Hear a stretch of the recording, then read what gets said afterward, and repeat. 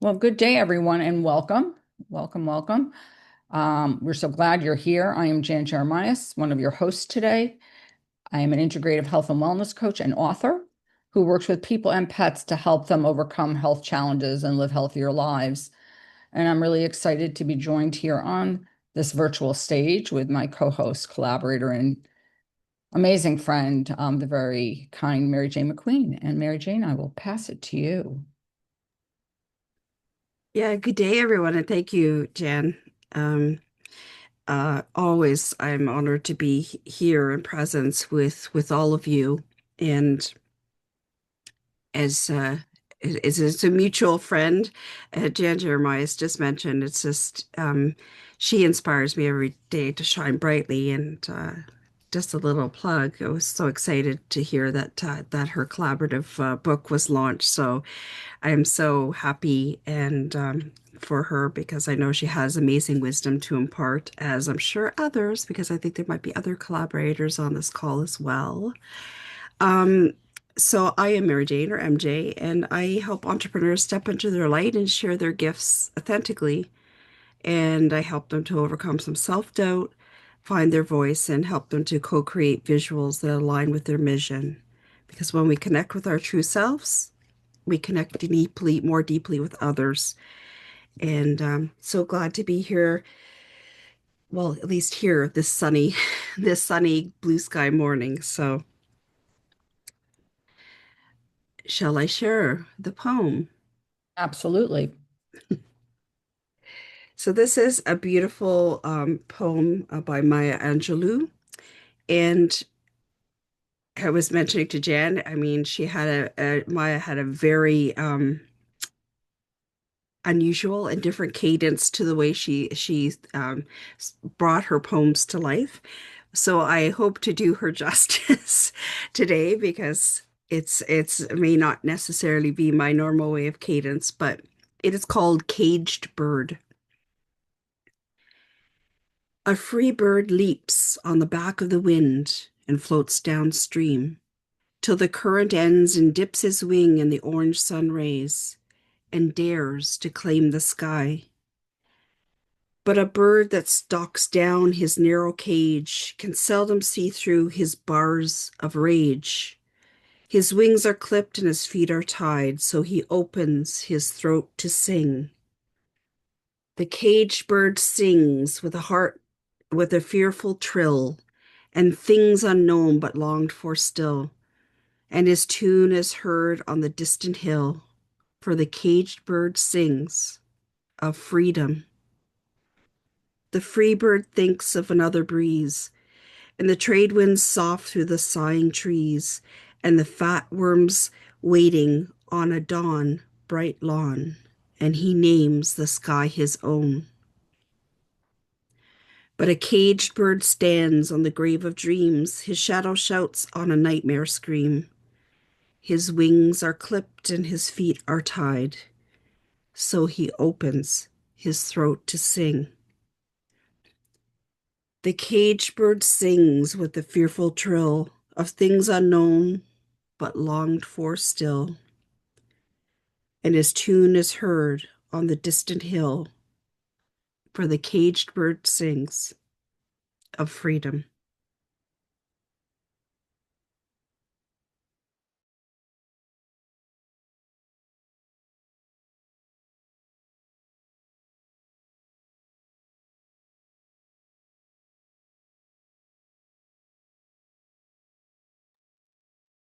Such an inspiring poem, um, especially as we were sort of mentioning before we jumped on this recording, in a time where um, we're not fully sure if people appreciate how much freedom really means and what it means to say that we're free.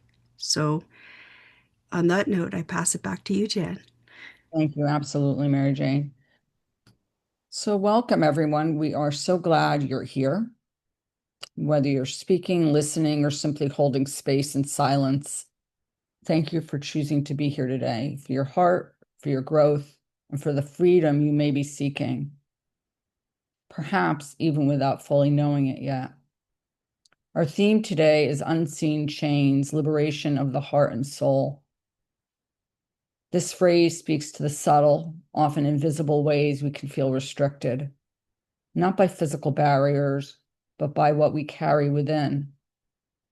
These unseen chains might be beliefs we've held for years, expectations passed down through generations, unresolved emotions, or parts of our identity that no longer reflect who we truly are. And sometimes these inner chains are quiet.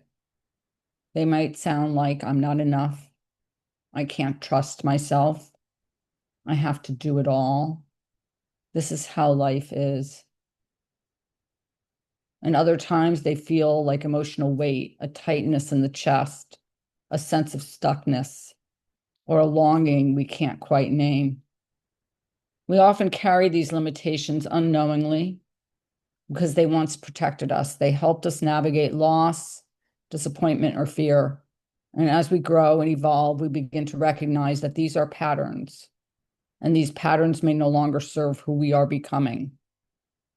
So today's gathering is a space to gently bring those unseen chains into awareness, not to force change, but to invite freedom. Freedom not as a destination, but as a lived experience, moment by moment, rooted in choice, compassion, curiosity, and truth. We invite you to consider, what are the quiet ways I hold myself back? What parts of me long to be seen, softened, or released? What does liberation of the heart and soul mean to me right now? This is a safe space to explore, to breathe, and to remember. You are not broken. You are growing. And with awareness and love, you are capable of stepping into more spaciousness, more joy, and more self-trust.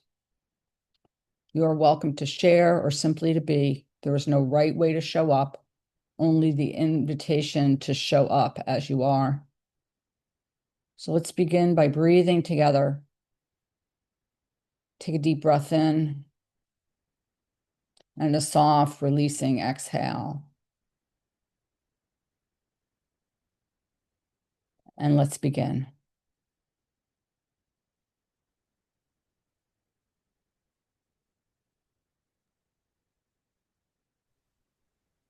I love what Seamus was commenting in the thing. It was like the opposite ends of freedom. It's so true. We may have been given many freedoms in this world, but it's amazing the silent chains that hold us back. Sometimes we don't even realize it. That's the thing. It's just coming to awareness, bringing those things to awareness, and realizing that, that we can break free from those chains if we allow it. Absolutely. And it is awareness, and it's an observation of starting to look at who we are and what we are in different situations. Um, Getting curious about them, asking ourselves questions, questioning some of the phrases or the self-talk that we actually say to ourselves. Like those words like, I'm not good enough, or I can't do this, I'm not good at that.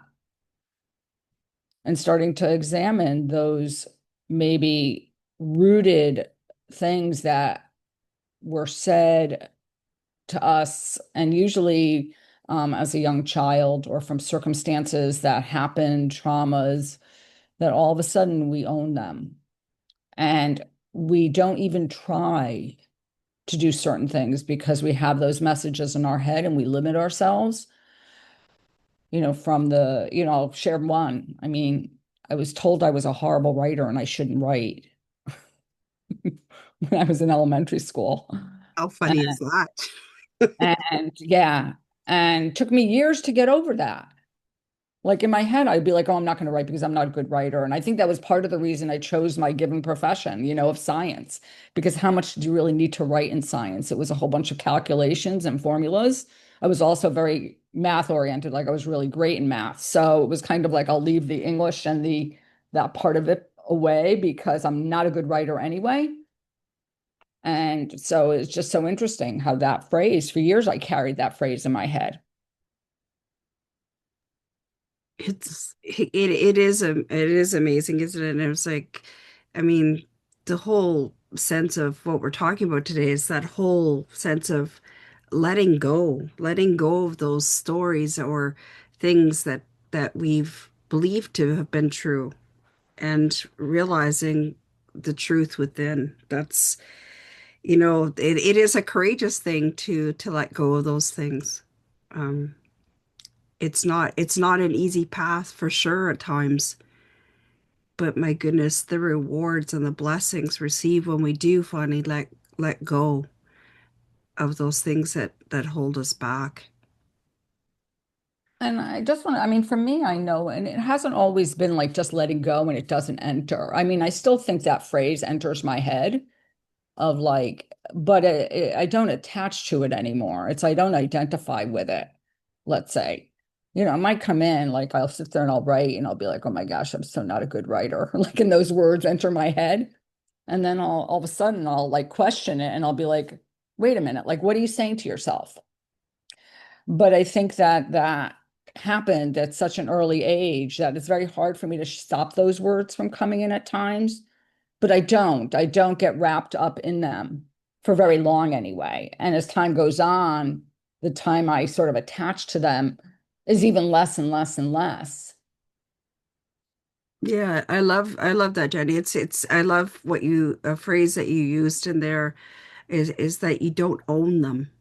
Those are not your those are not your observations. Those are observations that have come from outside. And so Absolutely. letting go of the control and sort of saying not letting it control you, which is basically what you're saying. So be letting go, or not connecting with them, or whatever it is. It's just observing with curiosity, as Darlene likes to. Isn't that curious? To look at those circumstances, and sort of realize where some of that might be coming from. Absolutely. And in a lot of like yogic words, we say you don't get hooked by it. And that's what I think of. I think that it's one thing to have the words go on and then let them go. And there's another kind of aspect where you get hooked by it. And it's, and then you follow that dialogue or that thread without questioning, almost like just I'll follow this path, you know. And so, Seamus, please.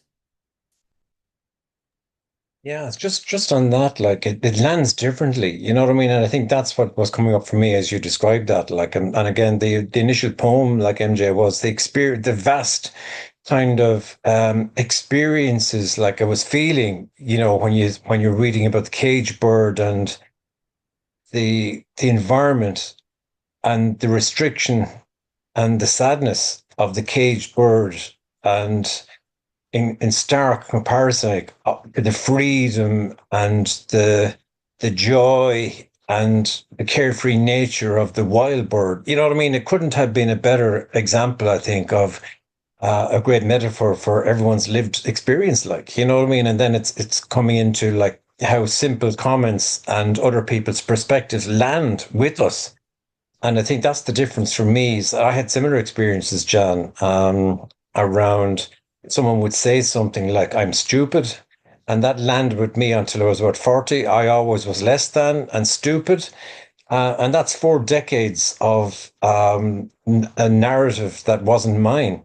But then, like that, you learn to actually to process that and not allow those perspectives, and you mentioned it, MJ, other people's perspectives to land in the same way or affect you in the same way as before. So you learn to kind of, well, okay, that's your opinion, that's fine, but I know within myself, I am worthy, I am capable, I am this or I am that, and I'm not the things you labeled me with. And again, there's a great sense of freedom to be able to actually realize and move through and process. And there's an achievement, I suppose, associated with being able to actually, oh God, yeah, that was only someone else's opinion. And I allowed this to affect me, but I'm in a space now from that foundation we were talking about earlier, like the foundation of the permanent soul spirit within me that allows me to be prepared to engage with another person's perspective in a way that I could never have before. So I think that's the source of liberation. I think is the foundation that emerges from within when we allow ourselves to honor ourselves. As you were talking about too, John. Absolutely. And I think I love that. I remember at points where I like literally started to question. And then some of the beliefs, like I had sort of taken as such fact, because I think that's how we take them. We take them as absolutes. This is how I am, and we label ourselves with them, but they become facts within us. Like they're almost like they're not debatable. And then all of a sudden we start to ask, and for me, my logical brain started to question them. I remember similar to you, Seamus. Well, I wasn't told I was like, but I was told I shouldn't bother going to college. And I remember sitting there. And so after that, I really looked at myself as not being like I was stupid, I wasn't smart. And I remember it was also like I was in the 40s. And there's one thing about going on retreat, you always have time to ask yourself a lot of questions. You always sit back and you reflect where you're out of your busy life. So you have that time. And I remember I was away and was walking with a friend of mine on the beach, and we were talking about beliefs. And all of a sudden, I thought to myself, we were talking. I said, I always had this feeling that I was stupid. And I kind of looked at it, like all of a sudden I saw it for what it was. And I thought to myself, that's actually a really stupid thing to say. It was actually kind of funny. And I realized how absurd it was. And that was like the biggest shift for me, was to kind of look at it and think to myself, like, that really makes no sense. That doesn't make any logical sense at all. Coming from a very analytical and logical person, all of a sudden I took it as it, like, for what it was. And so it was really interesting, that like that experience where all of a sudden I started to get curious or question and realize where it was coming from, and realizing that that wasn't me. But I think we all have experiences like that with different aspects and different things that happen to us from the time we're really young. And people say things to us, teachers, parents, friends, and we label ourselves with them. And then we get to a point, like Seamus said, where you start to question, you get curious, and you realize that you don't need to, that's one person's opinion of you. That's so true. And then there's a whole aspect of the, inheriting the generational thinking or past failures too. And their limiting beliefs, because as the belief goes, is that still resides in our DNA, and so it's passed down from person to person.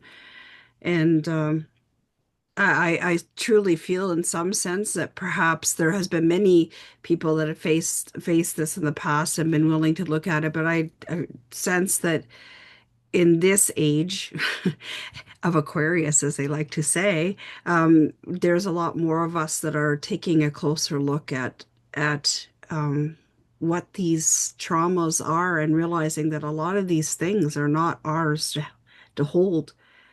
They need to be released because they were other people's um, traumas and limiting beliefs in the sense of thing. But you know, let's hope that this is a moving forward from that. I realize it's an ongoing process, and we're always works in progress. So, Absolutely. And I love what you're sharing, because I do think some of it is, from gender bias mhm. to, depending on culturally or where you grow up and what your background is, and the sort of the roles you take on, and the limitations and beliefs about that sort of, let's say, role or gender. like the whole idea is like, whatever. I mean, growing up with, a woman's place is in the kitchen kind of attitude. And taking that on and that belief and whether you can question that belief. And many people questioned it before, before as I was growing up and moving forward into the world, moving out into the world, and that comes from so many different aspects of life and society, which we are, which we're surrounded by. And I think especially these days where, um, in some ways, news gets spread so fast, and there's a lot of, let's say, untrue or false news that comes out.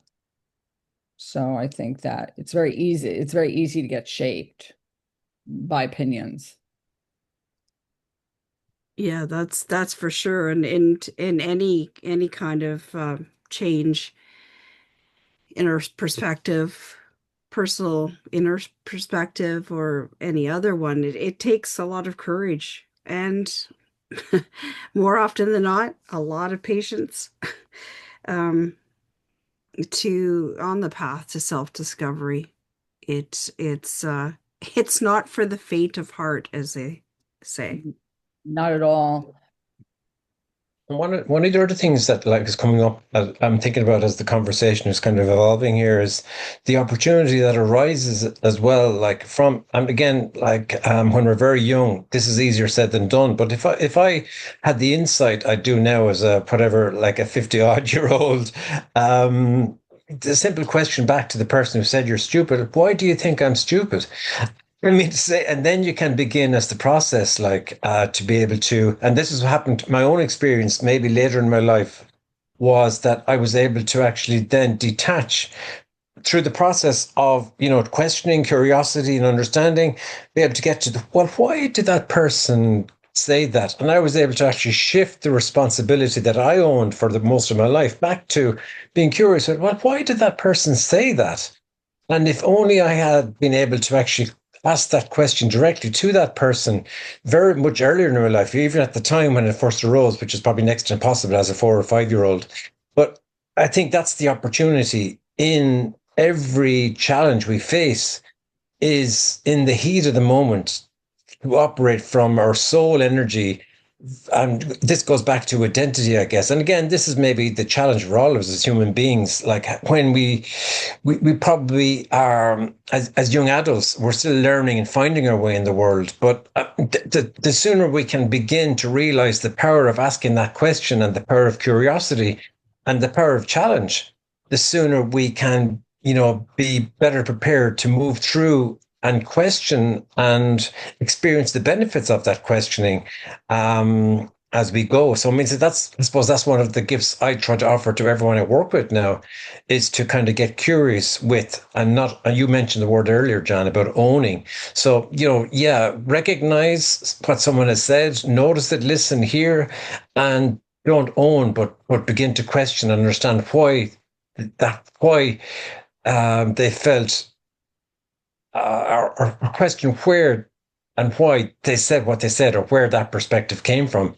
And that will, I think that for me is a great opportunity then to put the other person on the back foot or to be able to actually get beneath that label that's been assigned to us much quicker and much more effectively than carrying it unquestioningly for, decades maybe. Absolutely. But and one of the things that you said, Seamus, and I'm thinking about now, and I think the first step is actually us questioning those statements of like, okay, I'm stupid. Well, why do I think I'm stupid? And then where did that come from? And who said that to me? And then why did they say it? And so it's like to actually realize that you're, or is you're one of your favorite words, Seamus, awareness, is being aware that you're like that's what you believe or that's what you say to yourself. And then to get curious, okay, I say that to myself. One is how often do I say that to myself? And when do I say that to myself? And why do I say it to myself? And then to start to look deeper and say, okay, well, I said that to myself because I was told that when I was like 10 years old or whatever. And then it's like, okay, well, why did that person say that to me? Or why do I think they said it to me?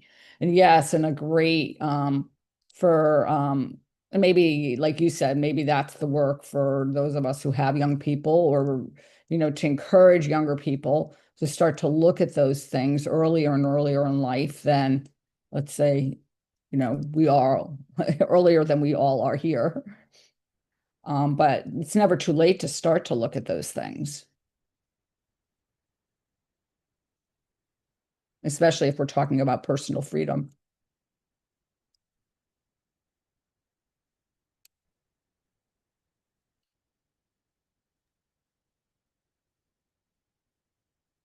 Yeah, it is really it's definitely something I heard somebody say not too long ago that nobody gets out of childhood unscathed, because it seems like a lot of these things that we carry with us, as all of us carry with us for a long time, um it's a really difficult pattern to break sometimes, to get that out of our heads. I know for me, um it took, well, yeah, it took me until basically getting restructured out of my job, because I all through my life I had different people tell me, you're too sensitive, you're too kind, you're too this, you're too what. I'm thinking, my inner self would be saying, how is that possible? How can you be too sensitive? How can we be too kind?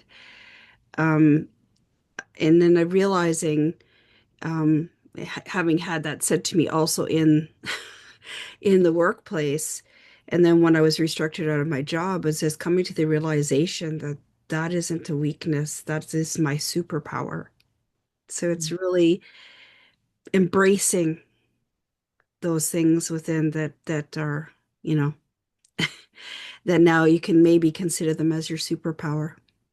I love that, Mary Jane. And yeah, I do think it is, to Darlene's point to think, I think it is a pattern that's hard to break, which is why in the beginning I say, I think I still say some of those phrases to myself. And then all of a sudden I stop myself. I'm like, wait, like, what are you saying to yourself? And I question, but it's almost happened so quickly that like, I can't respond before it happens, it feels like. And then and then it's just not letting it, is not letting it get to be a runaway train, so to speak, and stopping it right there and saying, okay, well, that's just, it's an old pattern, or that really isn't true, and questioning it for even a few moments,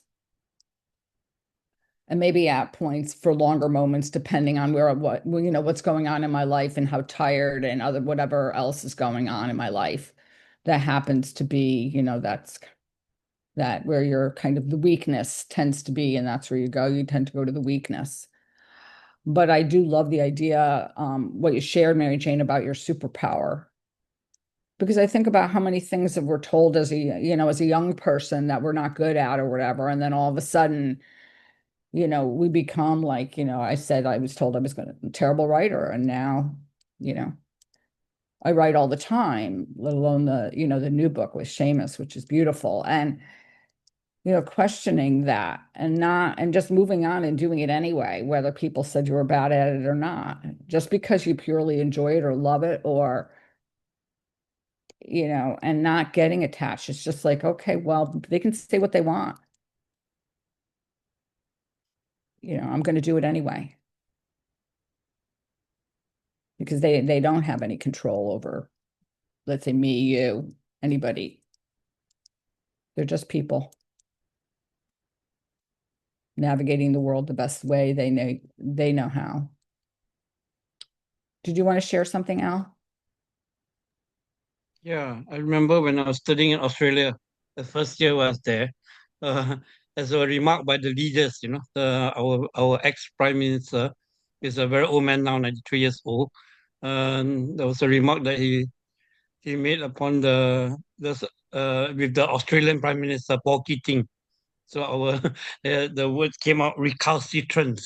So recalcitrant was a remark made against our Prime Minister. So immediately our prime minister took a huge reaction. He banned all the Australian TV shows and all that in Malaysia and all that. Because after Paul Keating, he called him a recalcitrant. So he was very taken offended by it, and as a result, this of all things, a lot of bad ties happened between the two countries, Australia and Malaysia. So in fact, sometimes it's not only happen in our children or something, so it happens between the leaders as well. Which in fact it will actually happen war, against each country and all those, so all the all our liberation will be taken away, when we travel to certain places and all that. So people will have a different remark on you and all that. So basically, like what you said earlier, the cage bird, so will be repressed and oppressed, from the independence, joys, and the sense of escape. So our freedom is lacking, in that way, and as a result, yeah, our liberation also affected. I've got an acronym for liberate. Yeah, so liberate, it stands for leaving impediments behind, embracing release, and triumph everywhere. So after we leave all whatever impediments or whatever the bad negative thoughts behind, then we have to embrace the release and be a triumph from there on. Yeah. Thank you.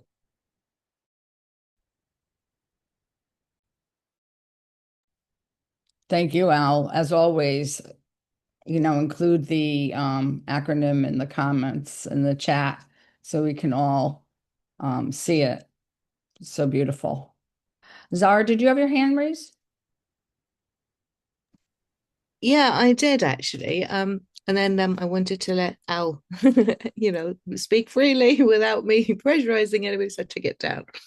So yeah, regarding the people calling us names, like, oh, you stupid, or you're stupid. And I think throughout my life, I've had people tell me the opposite. I've had people say to me, you're very intelligent, but you don't apply yourself. And that was one of my teachers who said that to me at a time I just had a car accident. And every time I had my head down to read, it would give me a headache. So that was a really bad year academically for me. And I was often pulled aside to basically be told I'm lazy, that I'm not doing enough, but no one really asked why. Like why, I'd slept, or what was it I was going through. And I think a lot of times we do this, don't we? We go around assuming stuff, and we assume that they meant it or they didn't mean it. But sometimes they don't even know what they're saying, and it's just something that just comes out. Sometimes it's just a reaction because they're frustrated or they've been hurt. And so, I like to encourage a conversation when something like that happens rather than going, okay, that's their opinion. Now, depending on obviously the position I'm in, like if I'm in a public place and someone's called me out on something and there's like 100 people watching, like maybe that's not the best place to start that conversation with the person on stage. But under my breath I'll say to my, that's his opinion of me, and that's how I defend my what I call thought process. I don't leave it till later, and I don't linger. But when I meet somebody who has an opinion of me now, whatever they say, I like to ask them what they mean by that. Like, what's your definition? Like, what is it you actually mean? So say they call me stupid. I'm like, what do you mean? Like, what's your definition of stupid? And they don't expect that at all, And if I was really stupid, I wouldn't be asking that question. And half the time that gets rid of the kind of people who come at us with some kind of accusation. Because what is it they're trying to do? They're trying to get a rise out of us. They're trying to get a reaction, right? But what if we do the opposite they expect? It results in them correcting their behavior, and they'll think twice about doing it again. They definitely won't be thinking about doing that to me anytime soon. So yeah, understanding the person who's coming at us with something, because what are they trying to do really? I think they're asking for a reaction. Any kind of attention's better than nothing. So are those really the kind of people who want to be heard, who are looking for a friend, And how about if we try and turn that round and go, are you okay? Like that, I don't think that was a very nice thing to say, right? Did you mean it? Did you mean it? Like, what did you mean by stupid? Like, that kind of came out of nowhere. Wouldn't that flip the narrative as opposed to taking that on the chin and going, oh, I'm stupid, and then living with it? And yes, Mary Jane, I love what you shared earlier, talking about superpowers. You're too sensitive. Yeah, well, I've been called that lots of times. But our sensitivity means that we care, right? That we feel other people's pain, that we don't like injustice. And there is ways to find out like what our superpower is. And if anybody really wants to know, there's a link that helps us identify our superpowers. So if anybody's interested, Seamus knows about the link. I've shared it, I think, with a few of you already. So yeah, what is our superpower? Let's celebrate it. Thank you for allowing me to share.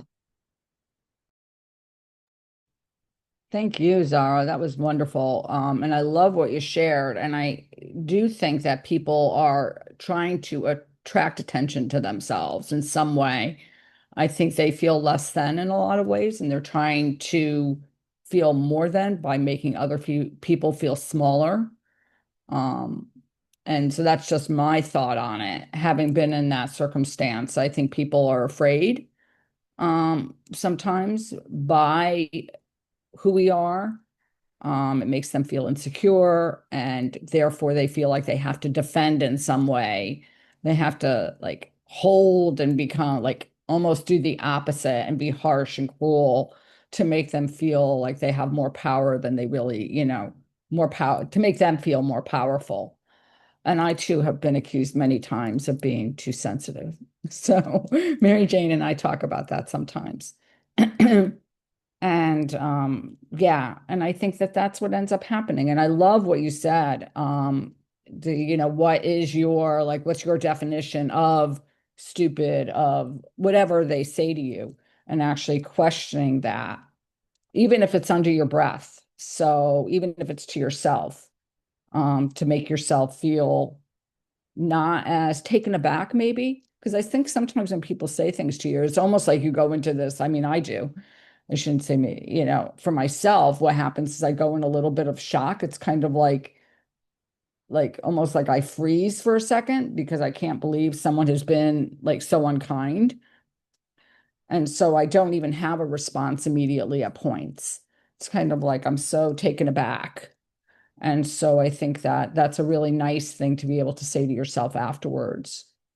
And then obviously, if you want to have a conversation after that, that's different. But at least that immediate, like almost shock or trauma, like mini trauma of like somebody saying something that's so unkind to you, especially in a public setting.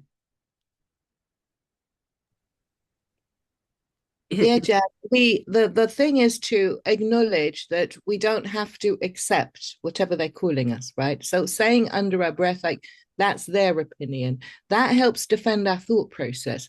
And what we do is we call this thing rehearsal. So it's when we get triggered, like what you're explaining there sounds like a trigger to me, like that fight and flight and freeze thing.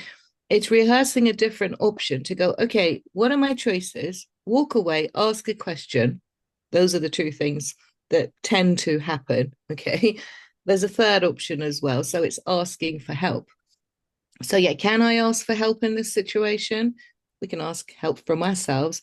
And there are ways to handle these buddies. Like there's ways to handle unconscious confrontation. So it talks to the 90% of the brain. And we can rehearse how we're going to handle these people once we identify the situation. And the more we do this, the more we are ready to deal with them and grow in resilience. So it's just rehearsing how to handle those kind of situations. So there's some links I can share with you. It's not mine, it's John and someone else's, and it goes through the whole process of how to handle them. And this is what I love doing, is helping people grow in resilience, yeah, so that they can handle these situations. Because we come across these kind of people in business. I met one the other day, and yeah, eventually he walked away. He was trying to bully me, right? And he was trying to eat into my personal time, and he would not take no for an answer. But there's way to handle these. It happens even on LinkedIn. Mm-hmm. Absolutely. I think it happens everywhere. And as like I said, one of the I think fear is a big impetus for those kinds of reactions. And I think as the world becomes a little bit more, a lot of times people feel divided and lonely. I think it's very people are quick to lash out. But I think there's a great gift as well out of another person's perspective. I think at the essence of what we're talking about here is that it's a gift to ourselves to question, and it's also a gift to the other person. So an ill thought out comment, like wherever it comes from that lands with us and hurts us, there's a great honoring in being able to actually learn. I'm noticing now how I've reacted to this. This is now an opportunity for me either to say nothing, and back to choice. You mentioned choice earlier on, but now, do you know what? I'm going to make a choice because I'm feeling this way. I've recognized this. This is something not right here. Now is I have now the opportunity to choose to be courageous, to ask that other person, what the hell would that comment come? Where the hell did that comment come from? Or why did you say that? And again, that's helping us honor ourselves. That's a direct feeling of liberation coming from having the courage to kind of check and understand where a perspective has come from. And it's a great gift to the other person as well to kind of know that they should be able to substantiate whatever it is. And it's an invitation for them to go back within themselves to understand where that bloody comment came from as well, type of thing. So there's no downside, I think, to this when we have the courage to kind of recognize, notice what's going on within ourselves, how this has landed with us. And then, through practice and experiencing the liberation of checking and getting curious and responding back, it's a great gift to ourselves, and it's a great gift that goes out to the other person as well. And then, beyond that, there's a great gift, out of every experience that we can have the presence of mind, I suppose, to be able to actually notice, listen, re-engage, respond, and that there's simply no downside to any of how we can bring that into the world, I suppose. Seamus, remember they want to get a reaction out of us, right? So if we Mm. say, "What the hell did that come from?" So I Yeah, try not to. I try not to show like they've got to me because they'll think, "Oh, that wound her up." So I try and do it calmly. Like I take a deep breath. yeah, Like yeah. that's how to do this. And then I go, and if they try and get funny and they're like, "Well, no, what's your definition?" And they get like that. I'm like, I'm trying to understand you.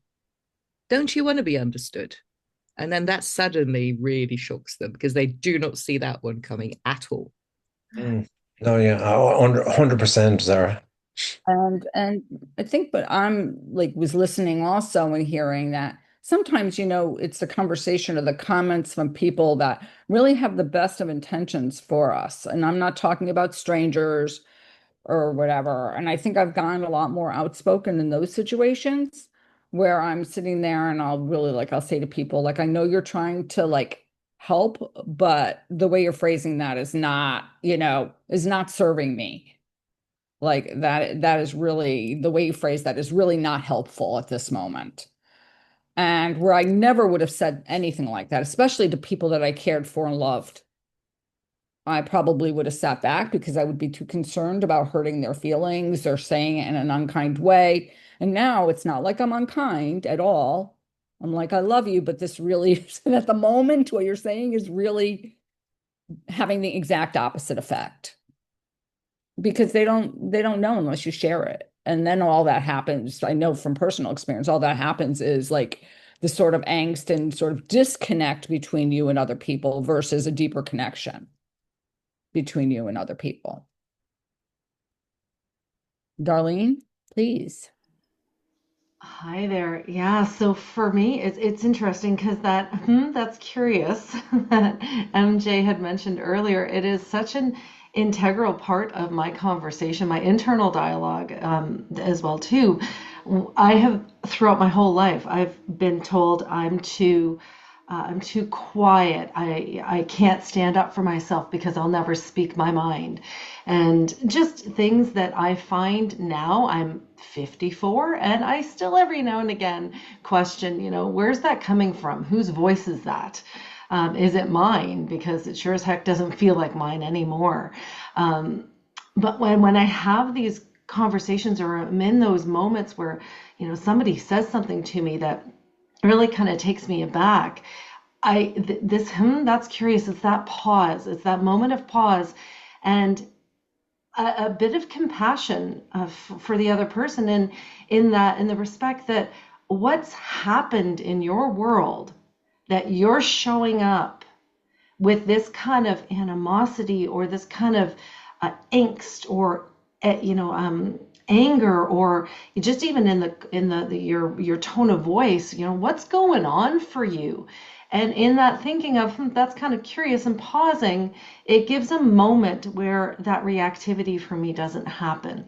I have a moment to see this person in a bit of a different light, and then be able to question if I need to have that conversation, especially if it's a close friend or somebody that's, a little closer to me, or an acquaintance, where I can say, oh, that's really interesting. I'm not sure where that's coming from, but if that's your opinion, that's your opinion. And I find that a lot of interactions lately, I find that people are saying things and reacting without even realizing that they're saying it. I just last week was speaking to somebody, and she had said something off the cuff that she was not really happy with. And it was a comment to somebody else. And she said, I'm not quite sure where that came from. And I think in the world today, there's just so much going on that often I think we're so reactive to everything that we don't even realize that it's happening. And the conversations are coming out of your mouth without even realizing that the hurt that it could potentially cause somebody else. I love that, MJ, as just my superpower is my sensitivity. That makes who I am. That makes me a whole. That makes me a part of my experience of everything that's come into my world over my 54 years has brought me into this place and space of being able to hold that compassion, hold that sense of self, hold that sense of purpose. And it completely for me comes back to, oh my goodness, what's happening in your world that you're showing up like this? And how can I not be reactive to that and help Seamus? I think that's what that back and forth. How can I make this a conversation instead of a reaction, and a different, very different situation?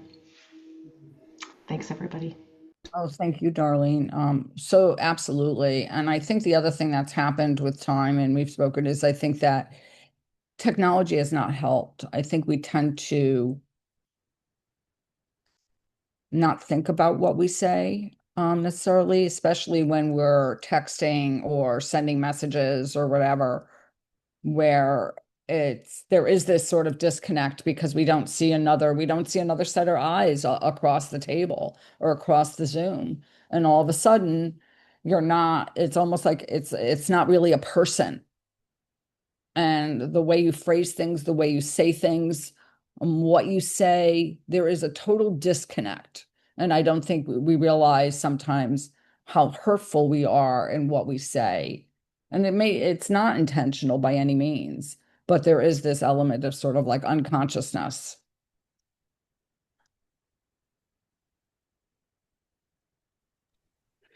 Yeah, it's so very true. It's yeah, sometimes I think a lot of a lot of people don't think before they speak. So sometimes the things that they come, you know, out with, whether they intend it to be that way or not, are can be very hurtful. Um, and they may not even see it as being hurtful because, from their perspective, they're potentially they might be coming from a place of looking out for you kind of perspective, but at other times they don't realize how hurtful that can be um, when they don't try to. Um, there's a poem about walking a mile in another's shoes, and realizing where they may be at that place and time, and that maybe those words could be more hurtful than helpful, and they can Abs- linger. Absolutely, Mary Jane. That was beautiful. So beautiful and so true. There is this, I mean, there from I don't know when they were created, but the gates of speech, is it kind? Is it true? Is it necessary to say it? Is it the right time? And having what you say, what you write, and if you want to take it a step further, even what you think, go through those gates.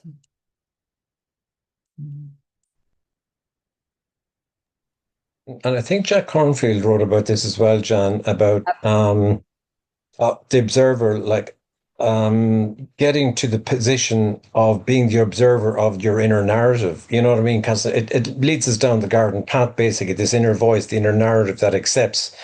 And, these labels we put on ourselves and the stories we create out of the beliefs of other people's perspectives. And I think Jack Cornfield speaks about this, about that one of the key powers, I suppose, of allowing us to honor ourselves is to get to the point of, our real true soul self is the observer beneath the inner voice. Yeah, and I think there's a great lesson in that, like through space and through a lot of what we've spoken about today. If you can allow ourselves to be able to observe and detach from the narratives and see the narratives through curiosity, through questioning, through whatever methods we've talked about today, I think that's a great place to operate from, and to operate from a heart, as I shared it before in the podcast. I think I've mentioned several times, to operate from the space of that observer and from the space of our heart that's prepared for anything. The hurtful comments, anything that to honor another person's perspective, even when it lands within us in a very specific way. It goes back to Susan David. That emotion that's created out of another person's perspective is highly valuable information, and that information can be processed from the place of the observer rather than from the place that where we might not be in that position of soul identity, where we simply are not in a place to be able to respond. And that's the place where we react from when we're not in that place of being the observer within.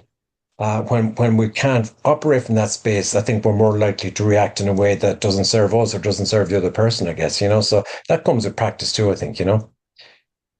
Absolutely, because I think that there are points, depending on what's going on in our lives, where we're not able to do that. And just sort of understanding and being compassionate with yourself at that point too. When you can't, it's like, I am not feeling for whatever reason, and you can put in whatever word you want to, if you wanted to label it with a word, like at this point, I'm not feeling strong enough, or I'm just not feeling with too much other things going on, and just realizing that about yourself and practicing compassion. If for some reason you can't come at it from that place at that time, and knowing that, when you are able, you will be able to, and sometimes it doesn't take long. I mean, you could just have a really great night's sleep. And then all of a sudden you're like better able to handle or to, just understand and to sort of look at something from a different perspective. And I think at points we just have to allow ourselves the space to not be able to do it too. Practice that compassion. Zara? Yeah, thank you, Jan. Yeah, so yeah, I want to kind of do a combination of what Seamus said and what you said, I think. So that's being compassionate towards ourselves and looking at it from, well, how else can I if I don't have capacity right now? First of all, I know I was 5 minutes late and I didn't get round to the initial part of congratulating you for co-authoring that book, Seamus and Jan, and I believe there's a few others of you who've done this. Now, I'm not in a position to look at anything on a Kindle. I have an eye issue, okay? But what I would love to do, because my superpower is I see a need, I like to fulfill it, and I like to encourage people. That's one of the things I love doing, apart from being the whole super sensitive bit. So if you guys want to promote the book like that on one of my sessions, if you want to read parts of it and then we can post it for other people to see it, I can do that. However, like buying it, looking at it, it would, I'm not buying anything Kindle at all. It hurts my eye, but I'm willing to help you guys out in a separate way, in a different way that, potentially could promote it. So, yeah, it's about understanding each other's perspectives and going, okay, like, can't we do this? How else can we do it? Even if we're trying to be kind, sometimes it's not about having an extra night's sleep. Sometimes there's a disposition somewhere. So it's good to stop and ask those questions. Yeah, and go, okay, I can't indefinitely do that particular thing, but maybe we can do something different. And it's about having those conversations and opening up the thread. Yeah.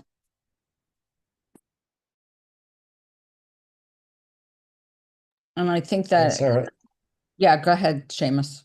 Yeah, I was just going to say thanks, Sarah, for the offer to help promote. So I'd love to be able to send a PDF version if that works. You can read it on your desktop. I think easier, Sarah, and the offer to help promote as well. We'd love you to be able to help us with that. Fantastic.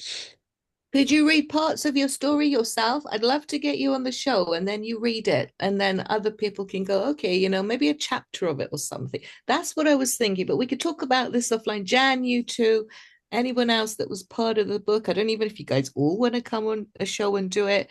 But yeah, I'm not going to be able to look at any kind of, Kindly thing. I've not bought any kind of Kindly things. It definitely hurts my, and the PDF, I'll probably print it, Seamus, to read it. Mm. Literally, I have to get a magnifying glass and my eyes start seeing double. Yeah, it's not something I do very easily these days. No problem. Yeah. No problem. We can take it offline. I don't want to Yeah, take sure. it on, take it here, but no, thank you so much.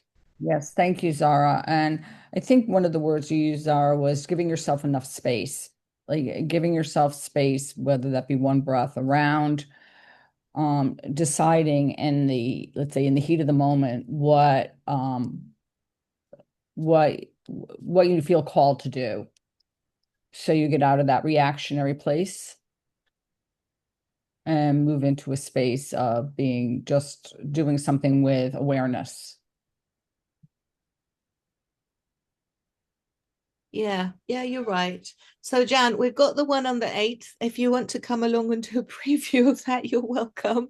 Like, I think, I wrote you back. I'll check my calendar. yeah, let's See, do yeah, that. Okay. We yeah. can take it offline, guys. All right. Okay. Mary Jane, did you have anything else you wanted to share, my friend?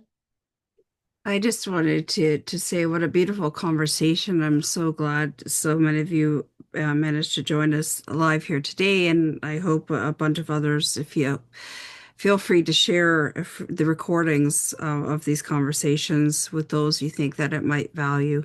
But I always value the amazing insights and inspiration that all of you bring here. So I feel blessed to be here, and thank you for sharing. Absolutely. Yes, we do appreciate it. And these conversations are always only what they are because of all of you, and the fact that you're all here and and share your contributions with us and those who might listen afterwards. So that's what truly is the creation of something that's amazing. So we're going to move into our short sort of meditation. So let's begin by finding a comfortable position, seated, lying down, allowing your body to soften. Feel your seat or your feet, the base of your spine gently supported by the earth beneath you. Allow the breath to arrive naturally, just as it is. No need to force or control. Just allow and notice. Take a deep breath in through your nose and release through the mouth. And again, in through the nose and a gentle exhale through the mouth. Feel your shoulders, let them relax.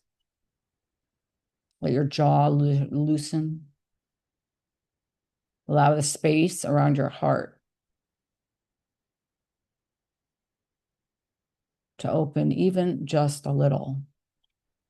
Keep your awareness at this space at the heart. With each breath, sense a gentle spaciousness growing here. It could be physically, emotionally, spiritually.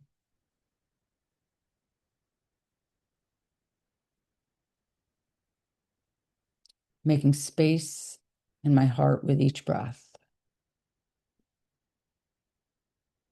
And let that be your soft anchor, your soft place to land. Now begin to turn inward, gently, curiously, and ask yourself, where in my life do I need to feel free? Simply observe what arises. No need to solve or fix. Just notice. Where in my life do I feel constricted, held back, or small? Let these places surface. Honor them with tenderness. These are the unseen chains, patterns, beliefs, or old protections that may no longer serve who you are becoming. Breathe into that awareness. Breathe into the strength it takes to see with compassion. With each breath, I make space in my heart for understanding, for healing, for freedom. Now affirm gently, I honor the stories that shape me, and I choose to set down what no longer serves.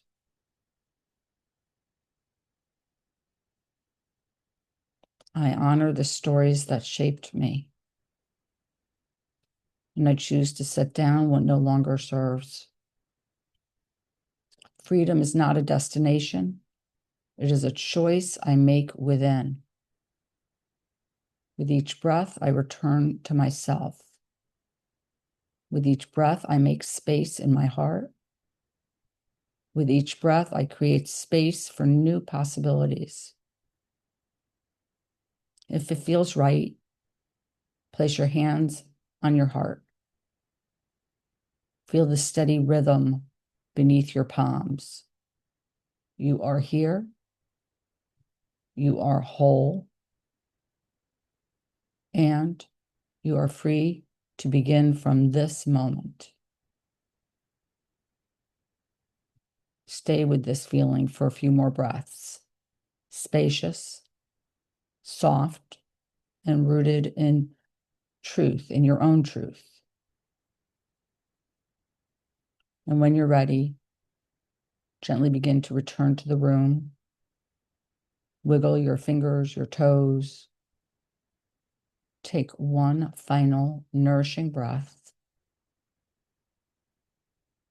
With each breath, I make space in my heart, and slowly, gently, let your eyes float open.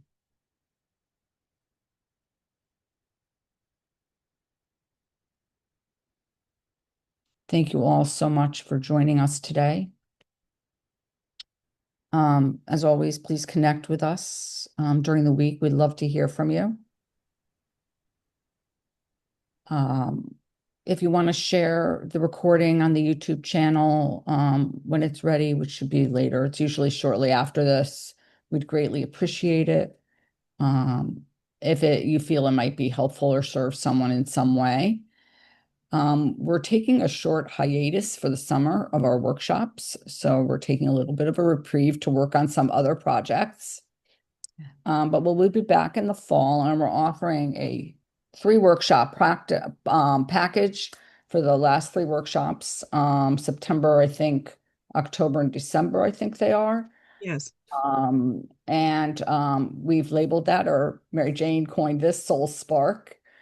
which I absolutely love, the Soul Spark package. And so information will be up on that, on the 3 final workshops for 2025. And I can't believe I'm saying that. Um, I know it's mind-boggling to me. The years just And passed. and never fear though, we will continue with our Zoom audios. It's the workshops that we're just taking a hiatus from because we have some other amazing projects that we're working on, and we really want to show them some love and give them some attention so we can bring those out into the world. So we're excited for that. Absolutely. Yes. And we will be here on Fridays. So we will be back next week. I mean, I'm the only US person on this, but for those of you listening, have a wonderful holiday if you're celebrating. If not, just, personal liberation and freedom, as Mhm. I'm calling today.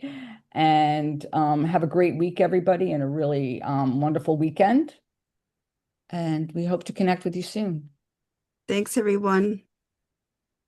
Thank you.